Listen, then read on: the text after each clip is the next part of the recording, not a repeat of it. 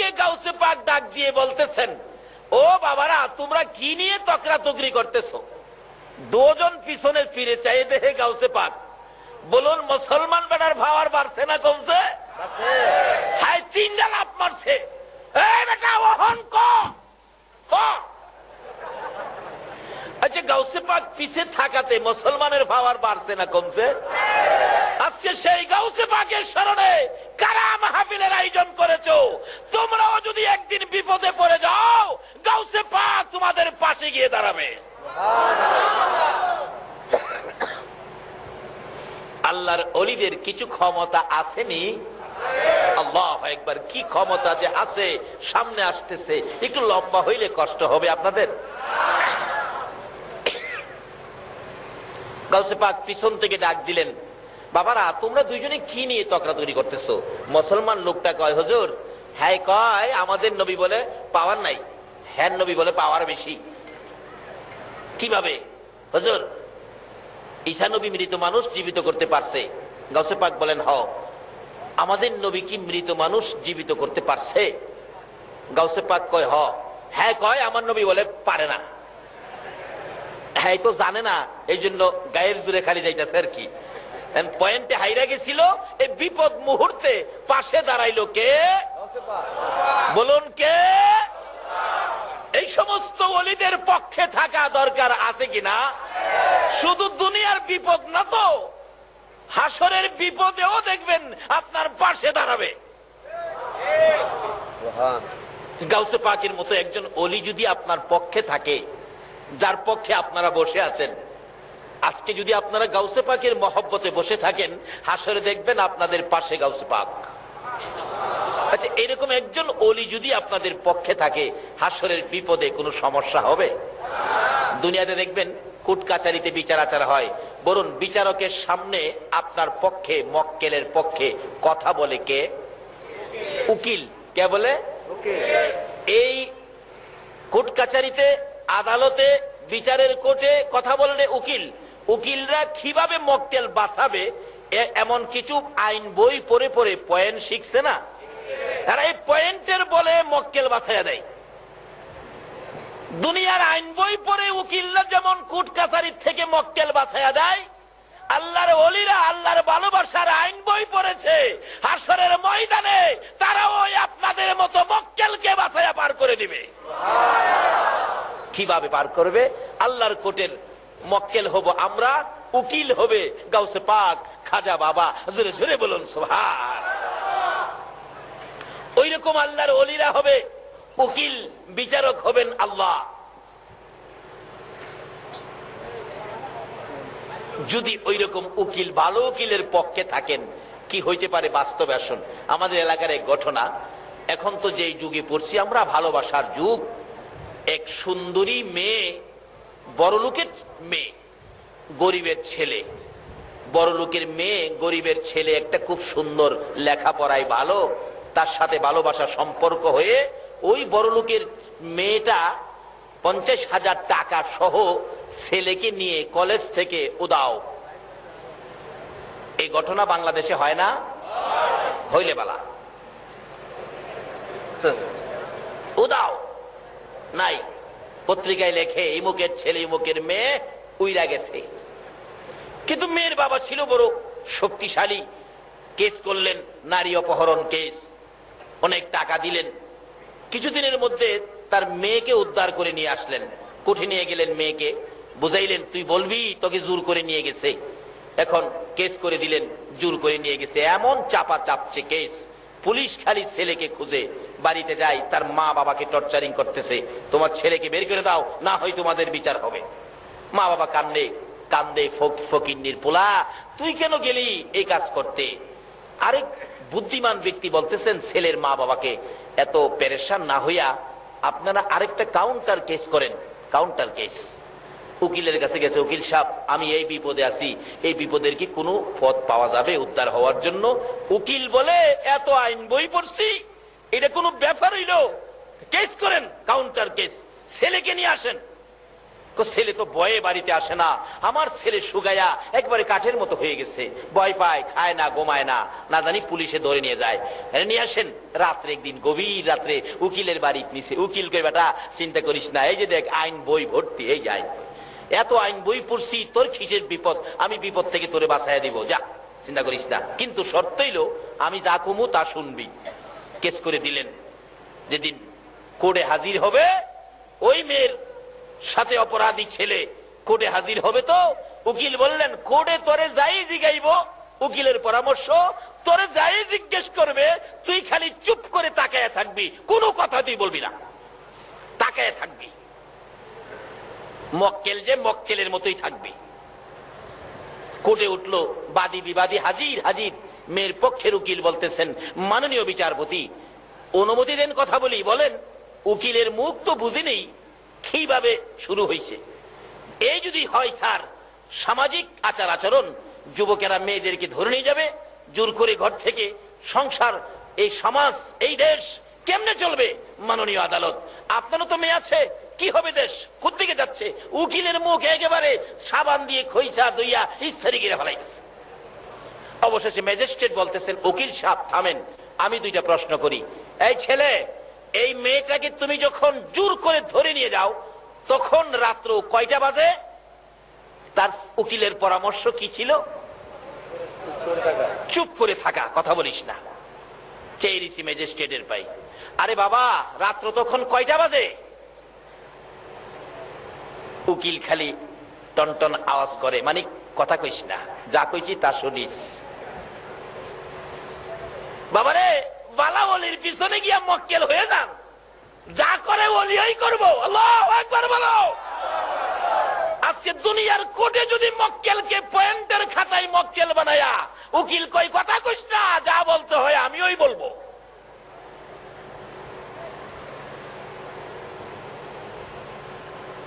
কি ব্যাপার, কথা বলো, বলে না। কথা না বলার পরামর্শ কার? উকিলের। যখন তুমি মেয়েটাকে জোর করে নিয়ে যাও, তোমার সাথে কতজন লোক ছিল? দ্বিতীয় প্রশ্ন। উকিলের পরামর্শ কি? কথা। কি ব্যাপার, দুইটা প্রশ্ন করলাম, একটা কথার জবাব দেয় না, খালি চায় তাই। 3 নাম্বার প্রশ্ন, এই ছেলে, তুমি যখন মেয়েটাকে জোর করে ধরে নিয়ে যাও তখন কি কেউ দেখছিল? সাক্ষী আছে কেউ? চেয়েছি। ম্যাজিস্ট্রেট জিগায়, উকিল সাহেব 24 বছর চাকরি হলো, এই মক্কেল তো পাইলাম না, এটা করতে নিয়ে আইছেন এই মক্কেল? 3টা প্রশ্ন করলাম, একটার জবাব দিল না, খালি চায়া থাকে। তার পক্ষের উকিল বলেন, মাননীয় বিচারপতি অনুমতি দিলে আমি কথা বলি। এবার ছেলে পক্ষের উকিল অনুমতি পাইছে। স্যার, এই ছেলেটা এত সুন্দর কথা বলতেন স্যার, মানুষ রেডিও বন্ধ করে তার কথা শুনতো, টিভি বন্ধ করে তার কথা শুনতো, কিন্তু আজকে ছেলেটার দিকে তাকাইলে স্যার মায়া লাগে, চোখে পানি আসে স্যার। এই মেয়েটাকে যেদিন ছেলেটা জোর করে টাইনা বাহির করে, মেয়েটা একটা চিল্লানি মারছিল, চিল্লানিতে তার কানের পর্দা ফাইটা গেছে। এখন কে কি বলে কিছুই শুনে না, শুধু তাকায়া থাকে স্যার। তার কষ্টের কথা আমার কষ্টে, আমার কথার মধ্যে এই কষ্টটা স্যার কি বলবো স্যার, এই দুঃখটা কার কাছে বলবো? ছেলেটার লাইফটা বরবাদ হয়ে গেছে তার চিল্লানিতে। মেয়েটা তো এই পাশে দাঁড়ানো। মেয়েটা বলেন, স্যার আল্লাহর কসম করে বলে আমি চিল্লানি দেই নাই। ছেলে পক্ষের উকিল বলেন, মাননীয় বিচারপতি আপনার পয়েন্টের খাতায় লিখুন, মেয়ে বলেছে চিল্লানি দেয় নাই, আপনার সামনে বলেছে, তাইলে জোর কইরা নেয় নাই। এবার ম্যাজিস্ট্রেট ডাকতেছে, এই কাজী সাহেবকে নিয়ে আসো, কাজী সাহেব। ম্যাজিস্ট্রেটের উপস্থিতিতে কাজী সাহেব এসে বিবাহ হয়ে গেল। বলুন, বিপদ বাড়লো না কমলো? এত বড় বিপদ থেকে বাঁচলো কারু সিলাই। আবার এই মেয়ের সাথে বিবাহ হইল কারু সিলাই। বলুন, কার পরিচয়? সবাই যেন বললেন না। কোন নবী? আমাদের নবী। বলুন, কার নবী? যে নবীর এক একজন উম্মতের মর্যাদা কত, আল্লাহ বলেন, বন্ধু তোমার একজন উম্মত পৃথিবীতে থাকতে এই পৃথিবীটা ধ্বংস হবে না। তোমার একজন উম্মত হাসরের জমিনে থাকতে আমি আল্লাহ জান্নাতের দরজা বন্ধ করব না। যেই নবীর উসিলায় সকল নবীর নবুয়তি, যেই নবীর উসিলায় আল্লাহর আরশ করছি, যেই নবীর উসিলায় 7 আসমান 7 জমিন, যেই নবীর উসিলায় নদী নালা বৃক্ষলতা পশু পাখি সকল সৃষ্টি, সে নবীর নাম হলো রাহমাতাল লিল আলামিন। আল্লাহ পাক সকল সৃষ্টির কাছে এই নবীর খবর পৌঁছে দিলেন, তোমাদের সকলের জন্য রহমত হলো এই নবী যার নাম আমি নিজে রেখেছি রাহমাতাল লিল আলামিন। সকলের জন্য যিনি রহমত, শুধু আমাদের জন্য নয়, পশু পাখির জন্য নবী রহমত, ভাগ ভাল্লুকের জন্য, চন্দ্র সূর্যের জন্য। কিন্তু আমরা তো নবীরে চিনি না। চন্দ্র সূর্য নবীকে চিনতে ভুল করে নাই, ভাগ ভাল্লুক নবীকে চিনতে ভুল করে নাই, গাছ গাছরা নবীকে চিনতে ভুল করে নাই। এই নবীর উম্মত যদি হতে পারেন, আপনার ভাগ্যে কি আসবে দেখুন না। যে মিম্বরে দাঁড়ায় খুতবা দিতেন, মিম্বর পাকা হওয়ার আগে একটা শুকনা খেজুরের গাছ, শুকনা মৃত শুকনা খেজুরের গাছ মাটির মধ্যে গাইরা এর মধ্যে হেলান দিয়ে জুমার দিন খুতবা দিতেন। মিম্বর যখন পাকা হয়ে গেল, গাছটা উঠায় ফেলে দিল। নবীজি জুমার দিন খুতবা দিবেন, কে যেন হাও মাও করে কাঁদতেছেন। রাসূল বলেন, কাঁদে কে? সাহাবীরা বলেন, ইয়া রাসূলুল্লাহ, আমরা তো কেউ কাঁদি না, আমার কানে কান্নার আওয়াজ আসতেছে, তোমরা তালাশ করো। সাহাবীরা দেখে ওই শুকনা মৃত খেজুরের গাছটা কাঁদতেছে। মৃত শুকনা গাছ কান্দে কোন নবীর জন্য? যেই নবী হলো রাহমাতাল লিল আলামিন।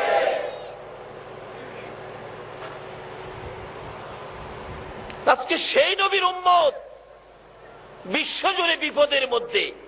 বিপদে থাকার একটাই কারণ, আমরা নবীর পক্ষটাকে ছেড়ে দিয়েছি। নবী যেদিকে যাওয়ার কথা বলেছিল আমরা সেদিকে যাই না।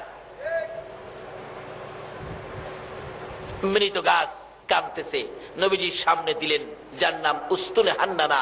রাসূল বলেন, ও উস্তুনে হান্নানা, মৃত শুকনা খেজুরের ঘাস, তুমি এইভাবে কাঁদতেছো, তুমি তো মৃত, তুমি এইভাবে কাঁদো কিভাবে? খেজুরের গাছ, মৃত গাছ জবাব দেন, হুজুর আমি মৃত ঠিক, কিন্তু আমার একটা ব্যথা আছে। কি ব্যথা? আমি এতদিন রাহমাতাল লিল আলামিন নবীর পিঠ মুবারকের সাথে লেগে থাকতাম, আজকে আমি নবীর থেকে দূরে সরে গেলাম। নবীর থেকে দূরে যাওয়ার ব্যথায় বেদনা সহ্য করতে না পেরে আমি এতিমের মতো কাঁদতেছি। রাসূল বলেন, তুমি তো মৃত, তুমি তো জীবিত না, তুমি কান্দো কিভাবে? সাহাবীরা আর সহ্য হয়ে গেলেন, হুজুর মৃত ঘাস আপনার ব্যথায় কান্দে, আমরা জীবিত হয়ে কি করলাম? আরে উস্তুনে হান্নানা, কান্দিস না, তোর কান্না শুনে আমি নবীর মায়া হয়ে গেছে, দয়া হয়ে গেছে, আর কান্দিস না রে উস্তুনে হান্নানা, আমি তো সকলের জন্য রহমত, আমি নবী তোর জন্য দোয়া করে দেই, তুই একটা জীবিত খেজুরের গাছ হয়ে যাবে। বলুন, আমাদের নবী দোয়া করলে মৃত গাছ জীবিত হইতে পারেনি? একবার একজন খ্রিস্টান আরেকজন মুসলমান, দুইজন একসাথে যাচ্ছে হাইটা।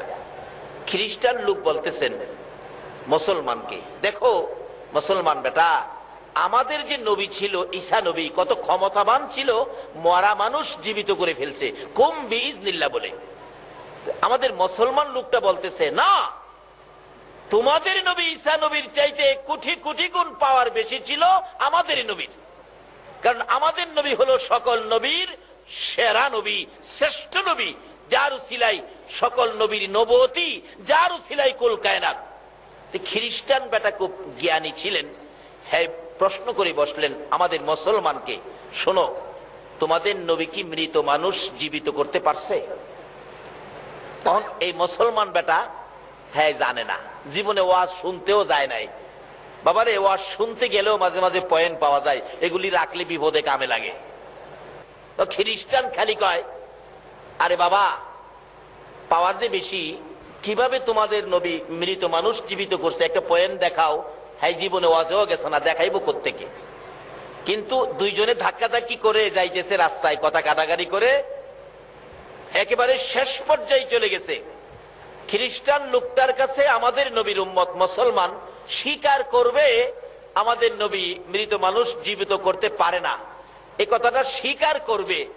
এমন সময় আজকে যার স্মরণে মাহফিল, গাউসে পাক ওই দুই ব্যক্তির পিছনে হাজির। হাসরের দিন আমার আল্লাহ যেদিন বিচারক হবেন, আল্লাহু আকবার বলুন, আমরা যেদিন ওই কুটের মক্কেল হব গো, আল্লাহর ওলিরা হবে উকিল। গাউসে পাক আমাদের পক্ষ থেকে দাঁড়াইয়া বলবেন, ও আমার মক্কেলেরা, ও আমার মুরিদারা, ও আমার ভক্তবৃন্দরা, তোরা কথা বলিস না, যা বলতে হয় আমি আব্দুল কাদির বলবো, তোমরা কথা কইও না। জিগাইব, নামাজ পড়ছিলি খালি চায় থাকবেন, রোজা রাখছিলি চায় থাকবেন, ওয়াজ শুনছিলি চায় থাকবেন। অনেকক্ষণ প্রশ্ন করার পর গাউসে পাক দাঁড়াইয়া বলবেন, মাননীয় আদালত, এরা মক্কেল সরল সোজা মানুষ, শেষ যুগের মানুষ, আখিরি যুগের মানুষ, ফিতনা ফাসাদের যুগের মানুষ, তোমাকে ভালো করে ইবাদত করার জন্য সুযোগ নিতে পারে নাই, তোমাকে ভালো করে চেনার জন্য পথ খুঁজে পায় নাই। শুধুমাত্র আমি গাউসে পাকের ভক্ত ছিল, তোমার নবীকে ভালোবাসা দিয়েছিল গো, যার উসিলায় এত কিছু বানাইলা, এই নবীর ভালোবাসার খাতিরে আমি আব্দুল কাদির অনুরোধ করলাম, এই মানুষগুলোকে তুমি মাফ করে দাও। আল্লাহ বলবেন, ফেরেশতারা রে, আমার বন্ধুর ভালোবাসার দোহাই দিল রে, আমার বন্ধুর ভালোবাসার কারণে গাউসে পাকের অনুরোধে আমি আল্লাহ মাফ করে দিলাম। দুনিয়ায় যদি একটা অ্যাডভোকেট আইন বই পড়ে এই কোর্টের এত বড় বিপদ থেকে মাফ করাইয়া ওই কোঠের মধ্যে কাজী ডাক দিয়া বিবাহ পড়াইয়া দিতে পারে, আমার আল্লাহ হাসরের দিন বলবেন, ও গাউসে পাক তোমরা থাকো উপস্থিত, এই এক একজনের জন্য জান্নাত থেকে 70 জন করে হুর নিয়ে আসো, আমি আল্লাহ উপস্থিতিতে তাদের সাথে বিবাহ পড়াইয়া দেব। জোরে বলুন সুবহানাল্লাহ। কিভাবে গেলে এই সুযোগ পাবেন, এই রাস্তাগুলো খুঁজে বের করা আমাদের দরকার আসেনি? বলতেছিলাম, এরকম একজন ওলি কারো পক্ষে থাকলে, গাউসে পাকের মতো একজন ওলি পক্ষে থাকলে কোনো সমস্যা হবে না। তাই বলতেছিলাম, দুই বেচারা, একজন খ্রিস্টান আরেকজন মুসলমান, দুইজন ধাক্কাধাক্কি করতেছে। খ্রিস্টান বলে আমাদের ঈসা নবীর পাওয়ার বেশি, মৃত মানুষ জীবিত করতে পারে। মুসলমান লোকটা বলে আমার নবীও পারে, কিভাবে পারে দেখাও, কিন্তু সেই পয়েন্ট জানে না। এমনি সময় গাউসে পাক পিছনে, তোমরা কি নিয়ে ধাক্কাধাক্কি করছো? পিছনে চাই দেখে গাউসে পাক খ্রিস্টান বেটার কথা বন্ধ হয়ে গেছে, গেট বাল্ব বন্ধ। মুসলমান বেটা লাফায়, অহন কও কও। গাউসে পাক জিগায়, কি ব্যাপার, কি? অহন খ্রিস্টান লোকটা কথা না বলে তো পারে না, যেহেতু গাউসে পাক শুনলেন, হুজুর আমি বলছিলাম কি, আমাদের নবী ঈসা নবী তো মৃত মানুষ জীবিত করতে পারতো, আপনার নবী কি মৃত মানুষ জীবিত করতে পারতো? গাউসে পাক বলতেছেন, শোনো, আমাদের নবী মৃত মানুষ জীবিত করতে পারতো কিভাবে শোনো। একদিন তোমাদের 200 খ্রিস্টান, গাউসে পাক ওয়াজ করতেছেন ওই খ্রিস্টান লোকের সামনে, তোমাদের 200 খ্রিস্টান নবীজির কাছে যাইতেছিল মুসলমান হওয়ার জন্য। রাস্তার মধ্যে আবু জাহেলের সাথে দেখা। কোন জাহেল? চিনছেন তো কোন জাহেল? আচ্ছা, 200 লোক যদি আমরা নবীর পক্ষে যাই, আবু জাহেলের কাছে শান্তি লাগবো? হ্যাঁ, দেখে এত লোক কই যায়, নিশ্চয়ই বাতিজার কাছে যায়। বাবারা আপনারা দাঁড়ান, কই যাবেন? আমরা আখিরি নবীর কাছে যাইতেছি, কালিমা পড়ে মুসলমান হব। আবু জাহেলের তো সমস্ত শরীরে অশান্তি বিরাজ করতেছে, এত লোক বাতিজার পক্ষে চলে যাবে। আচ্ছা আপনারা দাঁড়ান, মুসলমান হয়ে যাবেন, তবে একটা কাজ করেন, বাতিজা সত্য নবী কিনা একটা প্রশ্ন করে বাতিজারে জিগায়ে দেখেন, যদি প্রশ্নের জবাব দিতে পারে তাহলে আপনারা বাতিজার পক্ষে যাইন, না হয় বাতিজার পক্ষে যাইন না। তো ওই খ্রিস্টানরা কয়, চাচা আপনি মুরব্বী মানুষ, দেখা যায় প্রশ্নের খবর ভালো জানেন, তাইলে আপনিই আমরা সাথে লন। এই ওয়াজ গাউসে পাক করতেছে ওই দুই লোকের সামনে, আপনি আমরা সাথে লন। তাকে নিয়ে, আবু জাহেলকে নিয়ে তারা রওনা হয়েছে। আবু জাহেল খুশি, এমন এক প্রশ্ন করব যে প্রশ্নের জবাব ভাতিজা দিতে পারবে না। এটা আবু জাহেলের ধারণা। আচ্ছা, আপনাদের ধারণা কি যে কোনো প্রশ্ন হোক আমার নবী কি জবাব দেওয়ার ক্ষমতা রাখে? সেই নবী আমাদের নবী। আমরা দুর্বল নবীর উম্মত নই। যেই নবী না হইলে কোন নবীর নবুয়তি হতো না। যেই নবীর নাম রাহমাতাল লিল আলামিন। আচ্ছা, যাইতে যাইতে নবীজির সামনে হাজির। গাউসে পাক এই ওয়াজটা করতেছে দুইজনের সামনে। আবু জাহেল ডাকে, ভাতিজা 200 খ্রিস্টান আসলো তোমার কাছে মুসলমান হওয়ার জন্য। এখন তাদের একটা প্রশ্ন। নবীজি গাই, চাচা প্রশ্ন কি তাদের না তোমার? আরে বাবা, যারই হোক একটা প্রশ্ন। কি প্রশ্ন? তাদের নবী ঈসা আলাইহিস সালাম মৃত মানুষ জীবিত করতে পারছে। বাবা, তুমি কি মৃত মানুষ জীবিত করতে পারো? আমাদের নবীর জিগাইতেছে আবু জাহেল, পারেনি। যদি পারো তাইলে তারা মুসলমান হবে। নবীজি কয়, চাচা কোন কবর থেকে মৃত মানুষ জীবিত করতাম আমার একটু দেখায় দেন তো, কোন কবর থেকে? এই ওয়াজ করতেছে গাউসে পাক ওই দুই লোকের সামনে। আবু জাহেল কয়, ভাতিজা আসো আসো। যার হাসে মনে মনে কয়, এমন এক কবরের কাছে নিয়ে যামু যার মধ্যে হাড্ডি গুড্ডিও নাই।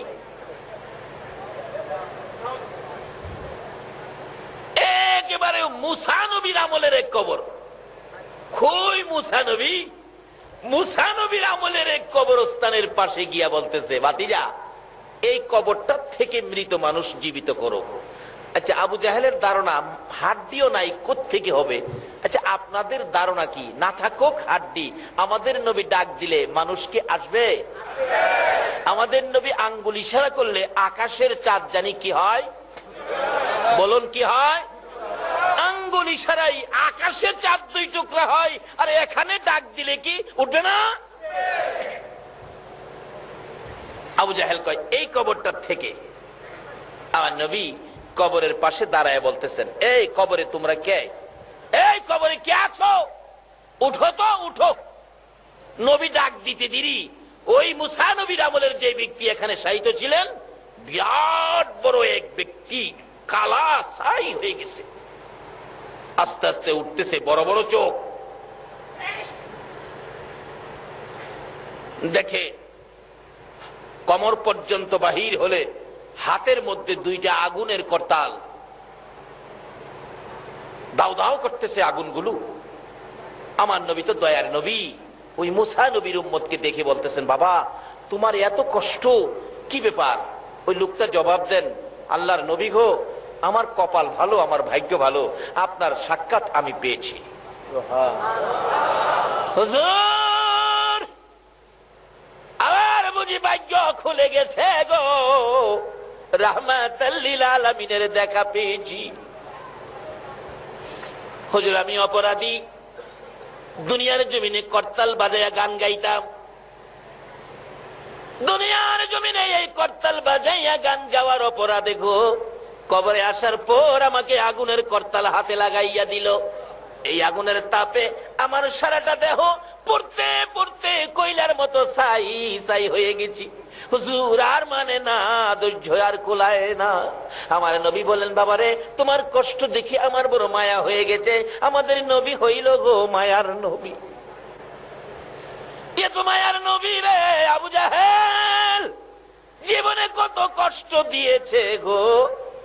আমার নবীরে এমন এক পর্যায়ে নিয়ে গেছিল, একবার গর্ত কুরে আবু জাহেল চাইছিল গর্তের মধ্যে ফালাইয়া আমার নবীরে জীবনের বিদায় করে দিবে। নাউজুবিল্লাহ বলো। জীবনে যত সুযোগ কষ্টের জন্য ছিল সকল সুযোগগুলো আবু জাহেল আমার নবীর বেলায় কাজে লাগাইছে। আবু জাহেল একদিন গভীর রজনীতে আমার নবী আবু জাহেলের ঘরের দরজায় রাত্রে 12টা থেকে 12:30টার দিকে আবু জাহেলের ঘরের দরজায় দাঁড়ায়া ডাকতেছে, চাচা চাচা গো, ও চাচা দরজাটা খুলো। আবু জাহেল বলেন, এত রাত্রে এত সুন্দর করে চাচা কইয়া কে ডাকে রে, আমার কলিজা ঠান্ডা করে দিল। আবু জাহেল দরজাটা খুললেন, দরজা খুলে দেখে একটা পূর্ণিমার চাঁদ উদয় হইয়া রইছে। ভাতিজা তুমি এত রাত্রে কি ব্যথা লইয়া আমাকে ডাকলা, কোন দুঃখে আমার ঘরের দুয়ারে আসলা? আমার নবী দুইটা চোখের পানি জর্জর করে ছেড়ে ছেড়ে কান্দে, চাচা গো, আমার মা নাই গো, আমার বাবা নাই গো। আরবের লোকেরা, আরবের যুবকেরা, আরবের ছেলেরা আমারে কষ্ট দেয় গো চাচা। এই বুক ভর্তি ব্যথা লইয়া বিছানায় শুয়ে শুয়ে কান্দি, কার কাছে ব্যথাগুলো বলবো? নাই আমার মা গো, নাই আমার বাবা। চাচা একটা ব্যথা আপনার কাছে নিয়ে আসছি, আপনি যদি আমার ব্যথাটা শুনে আপনি যদি আমার পক্ষে আসেন গো, আমি নবী বড় খুশি হব গো। চাচা কি ব্যথা ভাতিজা বলো? চাচা আপনি যদি কালিমাটা পড়ে আমার পক্ষে আসেন, আমার আর কেউ গালি দিবে না, কেউ কষ্ট দিবে না, দুঃখ দিবে না। নিষ্ঠুর পাষাণ আবু জাহেল বলতেছে, তুমি দাঁড়াও আমি আসতেছি। আমার নবী অপেক্ষায় আছেন, চাচা বুঝি আসবেন। নিষ্ঠুর পাষাণ আবু জাহেল ঘরের ভিতরে যাইয়া রে লাল রঙের একটা চাবুক বাহির করে হাতটা পিছনে রেখে আমার নবীর সামনে দাঁড়াইয়া আবারও প্রশ্ন করেন, ভাতিজা কেন আসছো আবার বলো? নবী বলেন, চাচা গো, আমার মা নাই গো, বাবা নাই গো, মনে বড় দুঃখ নিয়ে আসলাম, লোকেরা আমারে কষ্ট দেয়, গালি দেয়, ধাক্কা দেয়। তুমি যদি কালিমাটা পরে আমার পক্ষে আসো, আর বুঝি আমারে কেউ ধাক্কা দিবে না। এই কথা বলতে দেরি রে নিষ্ঠুর পাষাণ আবু জাহেল, যে নবীর চেহারায় জীবনে কোনোদিন মশা মাছি বসে নাই, ওই নবীর সুন্দর চেহারায় এত জোরে আঘাত শুরু করে দিল। এক একটা আঘাতে নবীজির চামড়া মুবারক ফাইটা সিটা সিটা রক্ত বাহির হইতেছে। ডান দিকের আঘাত হইলে বাম দিকে চাপায়া, বাম হাতে চাপায়া ধরে, ডান দিকে আঘাতে বাম হাতে ধরে, বাম দিকের আঘাতে ডান হাতে ধরে গো। সমস্ত শরীর রক্তাক্ত হয়ে গেলেন, জামা কাপড় রক্ত মুবারকে লাল লাল হয়ে গেলেন। অবশেষে আরো যখন মারতে চায়, আমার নবী কান্দে, চাচা আর মাইরু না গো, আমার মা নাই, নাই গো চাচা, আমার বাবা নাই। দুইটা হাত বাড়াইলে হাতের উপর আঘাত করতেছিল। মার খাইয়া এতিম নবী, উম্মতের দরদি নবী জমিনে চিত হয়ে পড়ে গেছে, কথাও কয় না, দুইটা চোখে নবী তাকিয়ে আছে। আবু জাহেল বলেন, ভাতিজা বলো আর কোনদিন আমার বাড়ির সামনে আসবানি, আমি তোমাকে জীবনের শিক্ষা দিয়ে দিলাম। ফেরেশতারা কান্দে, প্রভু গো, ফেরেশতারা ডাকে, প্রভু তোমার বন্ধুকে এত মায়ের মারলো, তুমি একবার কিছু কইলা না। আমার আল্লাহ বলেন, ফেরেশতারা রে, আমি তাকিয়ে আছি, আমার বন্ধু নিয়ে একবার আমারে ডাক দেয়। আমার নবী এমন মার খাইলেন, কিতাব লেখে বসতে পারে না, দাঁড়াইতেও পারে না, কিভাবে যাবে হুজরাই গো। কনি দিয়ে কর্নিং করে করে নবী হুজরার দিকে রওনা হলেন। কাছাকাছি যাওয়ার পর মা খাদিজাতুল কুবরা রাদিয়াল্লাহু তাআলা আনহা ডাকে, কই রে আমার প্রাণের রাসূল কই, এখনো আসতেছে না? দরজাটা খুলে দেখে একটা পূর্ণিমার চাঁদ যেন বালুর সাথে গড়াগড়ি করতেছে। দুই কদম দৌড়াইয়া সামনের দিকে যাইয়া খাদিজা ডাকতেছে, তুমি কে গো, বালুর সাথে গড়াগড়ি করো? আমার নবী ডাকে, খাদিজা রে, ও খাদিজা আয় রে, আমার সমস্ত শরীরের চামড়া পাঠাইয়া পালাইছে, ইয়ে তোমার আমারে মারছে রে খাদিজা, আমি নবী হাঁটতে পারি না, দাঁড়াইতে পারি না। আমার আল্লাহ বলেন, বন্ধু এই কালিমাটা লইয়া আবু জাহেলের বাড়ির সামনে যাইয়া এত মার খাইলা গো কালিমাটার জন্য, যাও, আমি নবী, আমি আল্লাহ তোমার সাথে কথা দিলাম গো বন্ধু, আমি আল্লাহ তোমার সাথে ওয়াদা দিলাম, এই কালিমা লইয়া যারা তোমাকে ভালোবাসা দিবে গো, আমি আল্লাহ 10টা পৃথিবীর সমান একটা জান্নাত দান করে দিব। জীবনটা ভরাই আবু জাহেল আমার নবীকে কষ্ট দিয়েছে। এবার প্রশ্ন হলো, মৃত মানুষ জীবিত করত, আবু জাহেলের ধারণা আমাদের নবী পারবে না। আচ্ছা আপনাদের ধারণা কি নবী পারবে? ডাক দিলেন, সাথে সাথে উঠলেন, বিরাট বড় লোক। নবীজি বলেন, বাবা এই কষ্ট করতেছো, আগুনের করতাল তোমার হাতে, বাবা তুমি একবার পড়ো, মুসা নবীর উম্মত। নবী বলতেছেন একবার পড়ো লা ইলাহা ইল্লাল্লাহু মুহাম্মাদুর রাসূলুল্লাহ সাল্লাল্লাহু আলাইহি সাল্লাম। এই 200 খ্রিস্টানের সামনে, আবু জাহেলের সামনে এই ঘটনা ঘটাইতেছে নবীজি, আর এই ওয়াজ করতেছে কে? বুঝলে গেছেন? এই ওয়াজ কে করতেছে? গাউসে পাক। আজকে ওই মুসলমান লোকটা তো বিপদে পড়ে গেছিল খ্রিস্টানের সামনে, কিন্তু আল্লাহর ওলির পক্ষে থাকাতে তার বিপদ আছে না পার হয়ে গেছে? এইরকম একজন ওলির পক্ষে থাকা আমাদের লাভ হবে না লস হবে? কারা সেই ফাতিহা ইয়াজদাহমের আয়োজন করেছেন, কারা সেই পকেটের পয়সা দিয়েছেন, কারা সেই পরিশ্রম করেছেন, আপনাদের সকলগুলো কবুল হয়ে গেছে। গাউসে পাক এই ওয়াজ করতেছেন। ওই লোকটা তো কালিমা পড়ে, কালিমাটা পড়ে শেষ করতে পারে নাই, আগুনের করতাল হাত থেকে পড়ে গেল, সঙ্গে সঙ্গে চেহারা নূরে নূরান্বিত হয়ে গেল। রাসূল বলেন, বাবা এবার আর তুমি বিপদে নয়, জাহান্নামী নয়, এবার তুমি জান্নাতের আরামের বিছানায় ঘুমাও। গাউসে পাক এই ওয়াজটা করতেছে। আমাদের নবী এইভাবে মৃত লোককে জীবিত করে গুনাহ মাফ করাইয়া জান্নাতি বানাইয়া শোয়াইছে। আবু জাহেলের এই প্রশ্ন 200 খ্রিস্টানের সামনে। এবার গাউসে পাক বলতেছেন, এই খ্রিস্টান বেটা, অন কি বুঝলি, আমার নবী কি পারে? অন মুসলমান কয় কি, অহন কি? আমার নবী বলে পারে না, অহন কি? এই অবস্থা থেকে 200 খ্রিস্টান গাউসে পাক ওয়াজ করতেছেন। 200 খ্রিস্টান আমার নবীর হাত ধরে কালিমা পড়ে মুসলমান হয়েছিল। খ্রিস্টান কয়, তাই নাকি হুজুর? হ্যাঁ। এবার গাউসে পাক বলতেছেন, এই শোন খ্রিস্টান বেটা, এটা তো নবীর কথা বললাম, আমি তো সেই নবীর গোলাম, আমি সেই নবীর গোলাম গাউসে পাক, সেই নবীর উম্মত। আমি তো নবী না, নবীর উম্মত। এই খ্রিস্টান বেটা, আমি গাউসে পাককে বল কোন কবর থেকে মানুষ জীবিত করতাম, বল। খ্রিস্টান বেটা কয় কি রে, আমার নবী যা করে নবীর উম্মতে বলে তা করে। আল্লাহু আকবার কর না। ছেড়ে দে নৌকা মাঝি যাব মদিনায়। আরে সব তো মদিনাওয়ালার কাণ্ড। গাউসে পাক ডাকতেছে, আমারে কয় বেটা কোন কবর থেকে জীবিত করতাম।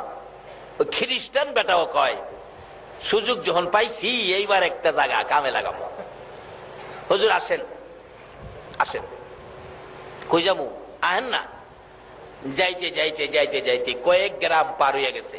হুজুর এই গ্রামে আমার বাড়ি, এই কবরটা এর থেকে একটা মানুষ জীবিত করেন তো। কিন্তু খ্রিস্টান লোকের মার কবর হলো এটা। সুযোগ যখন পাইছি মার সাথেই দেখা করি।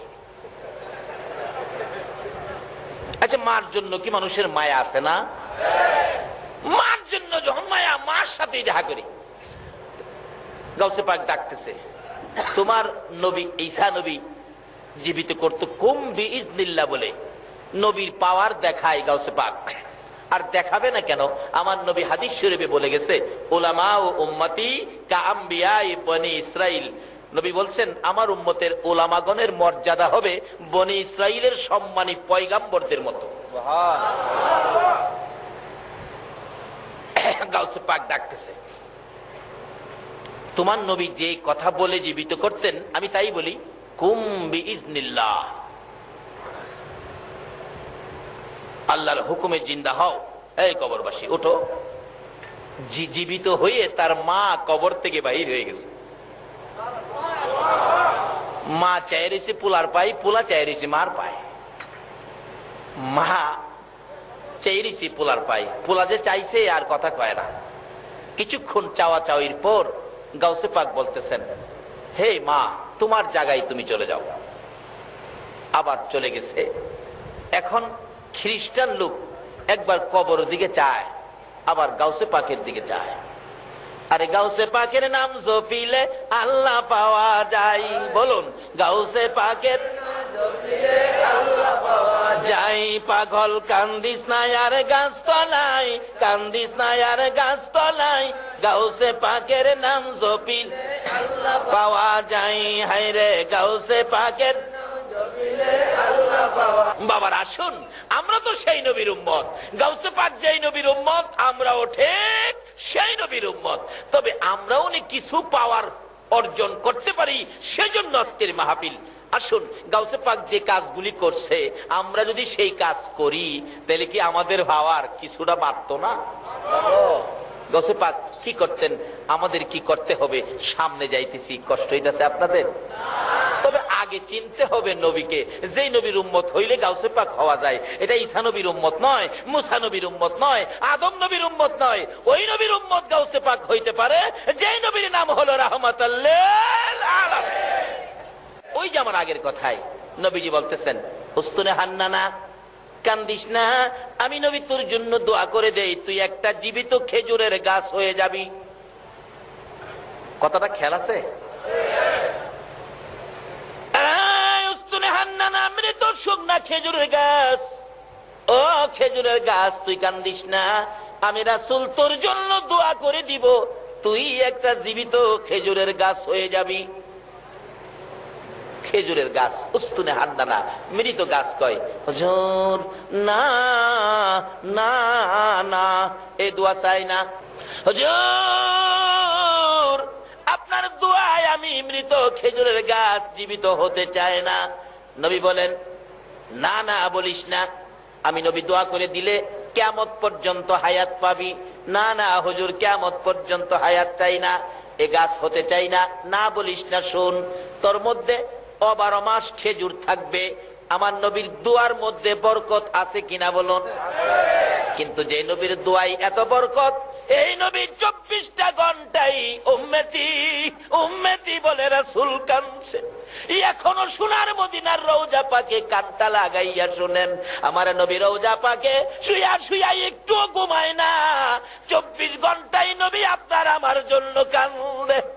যেই নবী উম্মতের জন্য এত কান্দা কান্দে গো, বলুন এই নবীর উম্মত হইতে পারলে চোখের পানির উসিলাই আল্লাহ আমাদেরকে মাফ করে দিতে পারবে কিনা?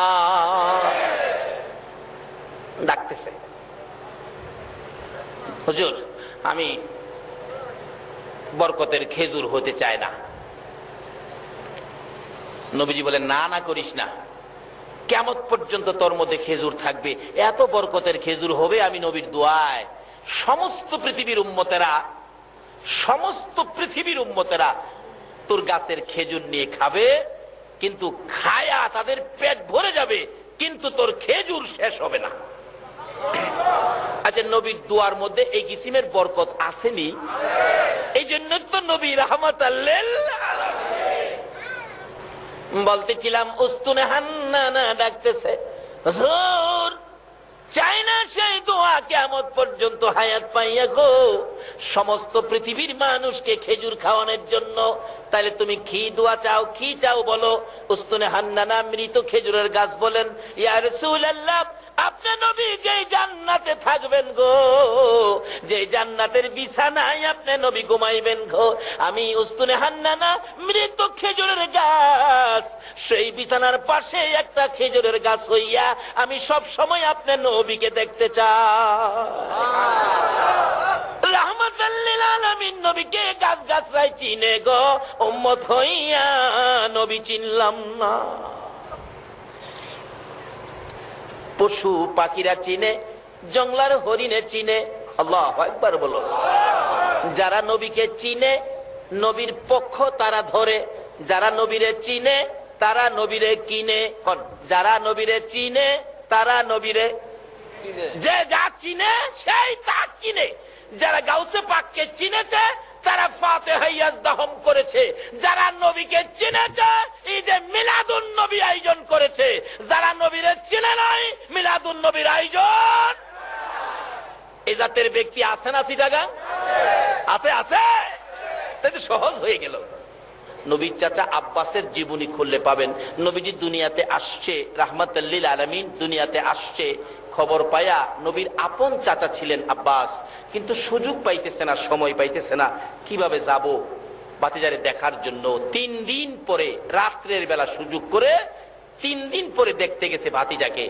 রাত্রে নিরিবিলি যাইয়া দরজাটার কাছে দাঁড়াইয়া দেখে নবী যে ঘরে ছিলেন শিশু নবী, একটা পূর্ণিমার চাঁদ যেন ঘরের ভিতরে ঢুকে গেছে। আরে কি আশ্চর্য, জেনারেটর নাই, বিদ্যুৎ নাই, এত আলো কিসের? আব্বাস বলেন তাকাইয়া রইলাম ঘরের দরজার ফাঁকে দিয়ে, তাকাইয়া দেখি এ তো আকাশের চাঁদ না, এই দিয়ে আমার ভাতিজা। আব্বাস অনেকক্ষণ তাকাইয়া দেখে, লক্ষ্য করে দেখে যে দোলনাটার মধ্যে শিশু নবী শোয়া ছিলেন, মানুষ ছাড়াই দোলনাটা এইভাবে দুলতেছে, মানুষ নাই, দোলনা লড়ে। হাই আশ্চর্য, তাহলে তো আমার এই ভাতিজা সাধারণ কোনো মানুষ নয়। চিনা ফেলাইছে কিন্তু, সাধারণ মানুষ এই ভাতিজা হইতে পারে না। দেখি আরো কি কাণ্ড কারখানা ঘটে। আবার দেখে 3 দিনের শিশু নবী দোলনায় শুয়ে এই আঙ্গুল ইশারা করে আকাশের পূর্ণিমার চাঁদটাকে এভাবে আঙ্গুল দিয়ে ঘুরাইতেছে। সুবহানাল্লাহ, আসতে গেলেন? আব্বাস কয় হায় হায়, এই ভাতিজা সাধারণ মানুষ না, টার্গেট করছে এই ভাতিজার পক্ষে যাবে। সেই টার্গেটে বুঝি আপনারাও সে নবীর পক্ষে বসে আছেন। টার্গেট জীবনে কোনদিন ভাতিজার পক্ষে যাব, চিনালাইছি। যেদিন আব্বাস কালিমা পরে মুসলমান হয়েছিলেন, প্রথম প্রশ্ন করে, বাবা আমি তোমার পক্ষে আসার জন্য কোন দিন থেকে টার্গেট করেছি? কোন দিন? ছোটকালে তোমাকে দেখতে গিয়েছিলাম, 2টা কারখানা, কাণ্ড কারখানা দেখেছি। বাবা এই ঘটনাগুলো আমি জানতে চাই, ওদিন থেকে টার্গেট তোমার পক্ষে যাব। আজকে মনের কথাটা বলি। চাচা কি? বাবা গো, আমি তোমাকে 3 দিনের দিন রাত্রের বেলা দেখতে গিয়েছিলাম, যাইয়া দেখি যে দোলনাটার মধ্যে শোয়া ছিলা, মানুষ ছাড়াই দোলনাটা এইভাবে দুলতেছে। আমি জানতে চাই বাবা, মানুষ ছাড়া দোলনা কিভাবে ধুলে? আমার নবী চোখের পানি ছেড়ে দিলেন। চাচা গো, আমার দুঃখের কথা মনে করে দিয়েছেন। দুনিয়ার সাধারণ শিশুরা জন্মগ্রহণ করলে দোলনার মধ্যে শোয়াইয়া রাখে, মা দোলনা দুলাই, মা যদি কাছে না থাকে বাবা দোলনা দুলাই।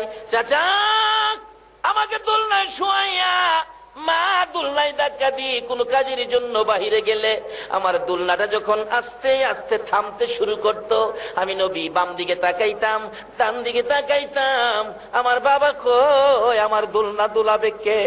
এমনি সময় আমার আল্লাহ রহমতের ফেরেশতাকে নির্দেশ করতেন, ফেরেশতারা রে, নাই রে আমার নবীর বাবা নাই, আমার নবী এতিম, বাবা হারা হইয়া দোলনায় শুয়ে থাকবে, দোলনা থেমে যাবে, আমি আল্লাহ সহ্য করতে পারি না।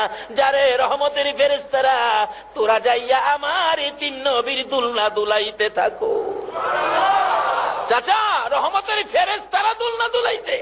বলুন চট্টগ্রামের কারো দোলনা ফেরেশতারা দুলাইছে? কোন নবীর দোলনা ফেরেশতারা দুলাইতো? যেই নবী হলো রাহমাতুল লিল আলামিন। সেই নবীকে চিনানোর জন্য আমার আল্লাহ কত সিস্টেম করেছে। বাবারে, আগে নবী চিনেন তারপরে নামাজে যান, আগে নবী চিনেন তারপরে টুপি লাগান, আগে নবী চিনেন তারপরে দাড়ি রাখেন, কাজ হবে। নবী চিনেন না, দাড়ির কোনো দাম আছে? আছে? নবী চিনেন না, টুপির কোনো দাম? নবী মানেন না, নামাজের কোনো মূল্য নাই। আগে নবী চিনেন, নামাজে যান। কত মজা! নবী চিনে যারা নামাজে গেছে, সাহাবীদের জীবনী খুলুন, যারা নবী চিনে নামাজে দাঁড়াইছে, আল্লাহু আকবার, নামাজ পড়তেছে নবী চিনে, ও নবী চিনে, নবীর মহব্বত নিয়ে নামাজে দাঁড়াইছে। উড়ন্ত পাখিগুলি এসে কাদের মধ্যে বসে, মাথার মধ্যে বসে, কোন কোন পাখি মাথায় বসে পায়খানা করে দিছে। এটা কি মানুষ না কোনো গাছের খুঁটি?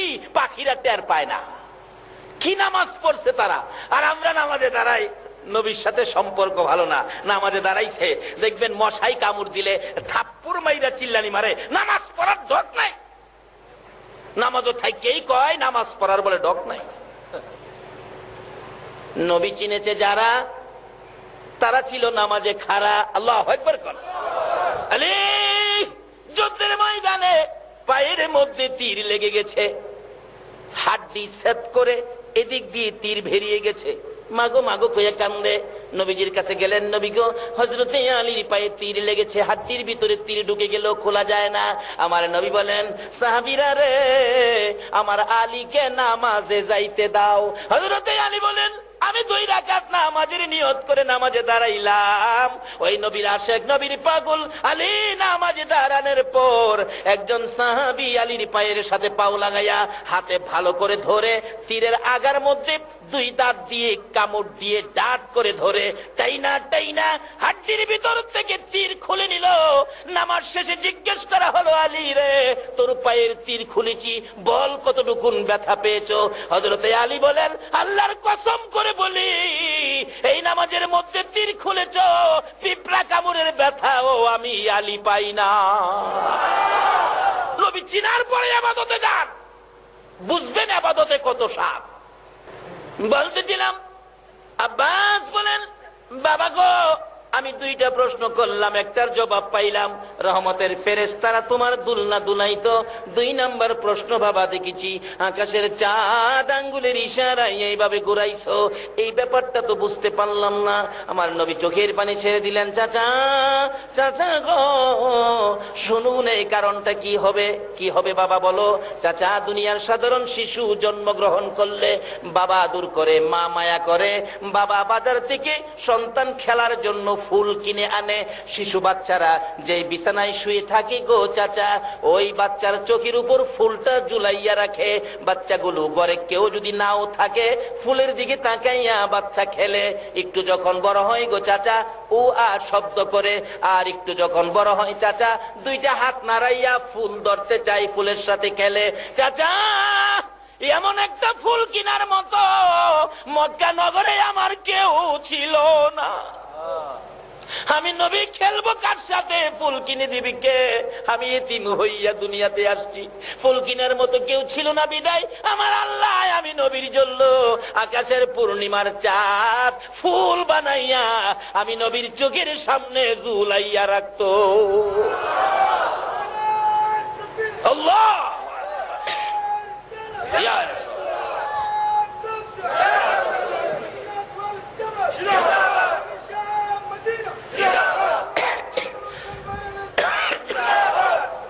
এবার এই নবীর উম্মত হইতে গেলে কোরআন শরীফে আরো কি বলেছে?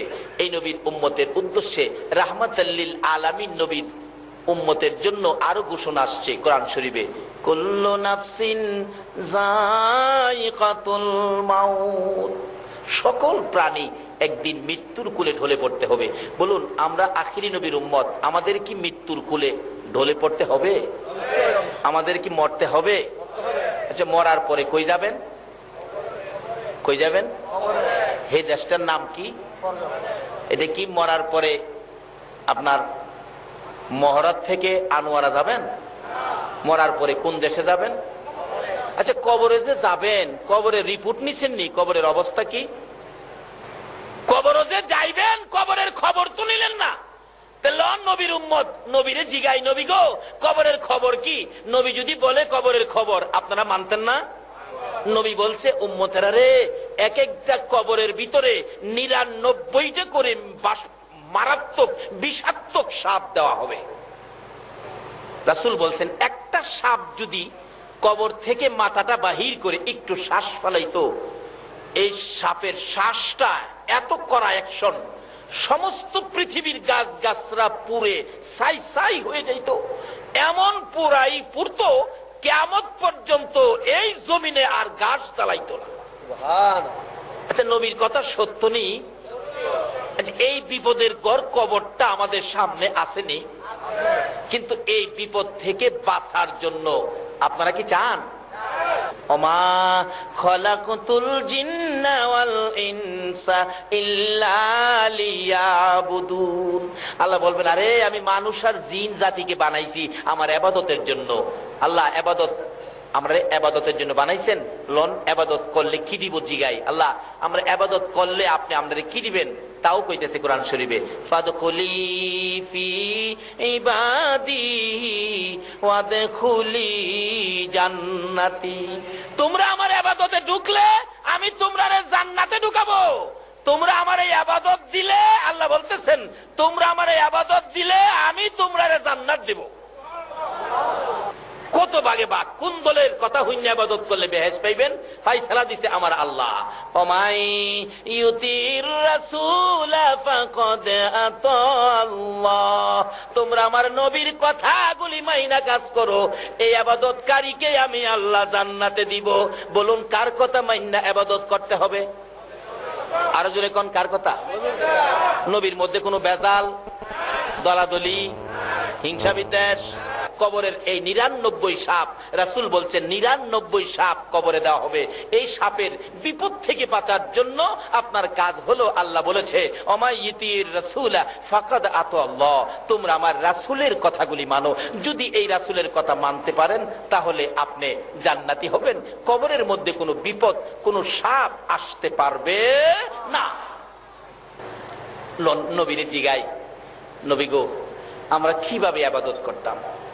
নবীজি আপনাকে বলবে আসসালাতু মিফতাহুল জান্নাহ, নামাজ হইল বেহেশতের, কয় না নামাজ বেহেশতের। আচ্ছা, বাংলাদেশে এমন কোন নেতা নেত্রী আছে আপনারে বেহেশতের চাবিটা দিত? অথচ হেরার কথাই তো কত দৌড়াদৌড়ি করেন। আল্লাহ পাক শান্তির ভান্ডার বানিয়ে, শান্তির সাগর বানিয়ে পাঠাইলেন যেই নবীকে, এই নবী হলো রাহমাতাল লিল আলামিন। এই নবীর কথা মানেন, শান্তি পাবেন, রহমত পাবেন, সাহায্য পাবেন, বরকত পাবেন। আল্লাহু আকবার বলুন। এই নবীর পক্ষের এক ব্যক্তি কিতাবে আসছে, যার নাম হলো খালিদ বিন ওলীদ। একবার এক জালিম বাদশাহ এই নবীর বিরুদ্ধে যুদ্ধের ময়দানে সৈন্য প্রেরণ করলেন 60,000। বলুন কয় হাজার? জালিম বাদশাহ নবীজির বিরুদ্ধে সৈন্য পাঠাইলেন, মোতায়েন করলেন 60,000। আমার নবী বলতেছেন এই 60,000 সৈন্যের মোকাবেলা আমি নবী একজন পাঠাইতে চাই। 60,000-এর মোকাবেলা কে যাবে? একজন দাঁড়াইছে, হুজুর আমি যাব। রাসূল বলেন তুমি তুমি তুমি তুমি না, তুমি বসো। আরেকজন দাঁড়াইছে, হুজুর আমি যাব। 60,000-এর মোকাবেলায় যাইব একজন। রাসূল বলেন তুমি তুমি না, তুমি বসো। আরেকজন দাঁড়াইছে, যার নাম খালিদ বিন ওলীদ, তরবারিটা হাতে দাঁড়াইছে, ইয়া রাসূলুল্লাহ আমি যাব। রাসূল বলেন খালিদ ঠিক আছে। আমার নবী বলেন খালিদ রে, 60,000-এর মোকাবেলায় তরবারি লইয়া একা যাবি, সাহস কোত্থেকে পাইলি? খালিদ বিন ওলীদ বলেন ইয়া রাসূলুল্লাহ, যেদিন পড়েছি লা ইলাহা ইল্লাল্লাহ মুহাম্মাদুর রাসূলুল্লাহ, এদিন থেকে খালিদ বিন ওলীদ 60,000 কেন 60 লক্ষের মোকাবেলায় যুদ্ধে যাইতে খালিদের বুকে কোনো ভয় আসে না। হুজুর আমি যাব, আমি আমি। যে যুদ্ধের সেনাপতি ছিলেন হযরত উবাইদা ইবনে জাররাহ রাদিয়াল্লাহু তাআলা। উবাইদা ইবনে জাররাহ বলে নবী গো, একবারে খালিদকে একা না দিয়ে 60,000 তো 1000 পিছে একজন, আর 59 জন দেন, মোট 60 জন দেন, 1000 পিছে একজন। এই নবীর উম্মত 1000 পিছে একজন হইলেও খবর আছে, চিনলেন না তো নবীরে। আচ্ছা 1000 পিছে একজন, 60 জন পাঠাইলেন 60,000-এর মোকাবেলা। খালিদ বিন ওলীদের হাতে তরবারি, আগে যাচ্ছে, ময়দানে দাঁড়াইছে। ওই জালিম বাদশার পক্ষে সৈন্যরা কয় এ খালিদ কেন আইছো? 60,000-এর সামনে 60 জন, সালাদ বানাইলাম। খালিদ বিন ওলীদ কয় কে কারে সালাদ বানাই, শুরু হোক টের পাবি। বলুন খালিদের পক্ষে আছে কে? আল্লাহ। আর আছে কে? নবী। আল্লাহু আকবার বলুন। যার পক্ষে আল্লাহ আল্লাহ রাসূল আছে তার কি কোনো ভয় আছে? যুদ্ধ শুরু হবে। খালিদ বিন ওলীদ আকাশের দিকে তরবারিটা উড়াইয়া একটা ডাক দিয়েছিলেন, নারে তাকবীর, ইয়া রাসূলুল্লাহ বলে আক্রমণ শুরু করলো। একসাথে 60,000 খতম। দুই চারটা যাও কিছু আসিল, দৌড়ে বাদশার কাছে গেছে। বাদশা এক খালিদ বিন ওলীদ 60,000 হতে এলিছে, ময়দানে যাওয়া সম্ভব না। আর কয় লাখ ফাটাইবেন, হতে এলিব কস কি 60,000 একজনে করে? একজন তো দেখতে একজন, দেখলাম আকাশের দিকে তরবারি উড়াইছে আর মারছে, দেখি এই তরবারির সাথে আকাশ থেকে হাজার হাজার তরবারি মারতেছে। এই তরবারি কার পক্ষে আসবে? যার কাছে আছে মুহাম্মাদুর রাসূল। এই নবীর পক্ষ ছাড়া আকাশের সাহায্য কাউকে দেওয়া হয় না। খালিদ বিন ওলীদ, রক্ত ঝরতেছে তরবারি। বাদশা খবর পায়, কই করলি কি? এক ব্যক্তি ৬০,০০০ হুতাইছে, হ্যাঁ তো দেখা দরকার, খবর দাও। বাদশা খালিদ বিন ওলীদকে দেখতে চাইছে। একজন কানে কানে বলছে, কাঁপতাছে ভয়ে, আমার মায়ের নাম এটা খবর নিয়েছি। কি খবর? যে বাদশা নির্দেশ দিছে যুদ্ধের, বাদশা কইছে আপনারা যাইতেন দেখবার লেগা। তাই নাকি? হ্যাঁ। উবাইদ ইবনে জাররাহ, এই খালিদের সাথে কি কথা? আমার সাথে বলো, আমি সেনাপতি। কি?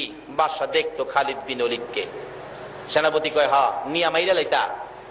খালিদ বিন ওলীদ কো, স্যার ভয় পায়েন না স্যার, খালিদের এখনো তরবারি রক্তে শুকায় নাই।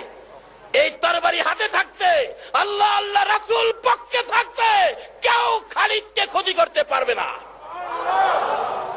অনুমতি দেন, আমি যাই। যাও খালিদ যাও। যায় দেখে বাদশার বাড়ির কাছে ৩ লক্ষ সৈন্য মোতায়েন করেছে। ৩ লক্ষ সৈন্যের মাঝখান দিয়া বাদশার কাছে যাওয়ার রাস্তা রাখছে। রাস্তাগুলো তরবারি দিয়ে গেট বানাইছে। 2টা তরবারি, 2 দিকে সৈন্যরা এভাবে দিছে, মাঝখানে গেট, অর্থাৎ ভিতরে ঢুকলেই কেটে লইবি। খালিদ বিন ওলীদ গেছে ভিতরে ঢুকবো, দেখে যেইভাবে গেটটা বানাইছে মাথাটা একটু নত করে ঢুকতে হয়। খালিদ ডাকতেছে, তোমরা গেটটা একটু উঁচু করো, উঁচু করো। কারণ খালিদ বিন ওলীদ আখিরি নবীর উম্মত, আল্লাহ ছাড়া কারো কাছে মাথা নত করে না। কই না, এখানে ঢুকতে হবে, এইভাবেই ঢুকতে হবে। খালিদ বিন ওলীদ লাত্তি শুরু করছে। 1-2 লাইতে হুতে এলেছে, বাকি চিলাচিলি করে দৌড়ছে। বাদশা সুবিধাই তো না, লাইতে হুতে এলেছি 150। এবার যাইতেছে, যে বাদশার কাছে যাইতে 3টা গেট পার হইতে হয়। তরবারিটা হাতে, রক্ত পড়তেছে টপ টপ করে। প্রথম গেটে গেছে, দারোয়ান জিগায় কাকে চায়? দারোয়ান জিগায় খালিদ বিন ওলীদকে কাকে চায়? খালিদ বিন ওলীদ, তোর বাদশা বলে কইছে খালিদ বিন ওলীদ রে দেখতো।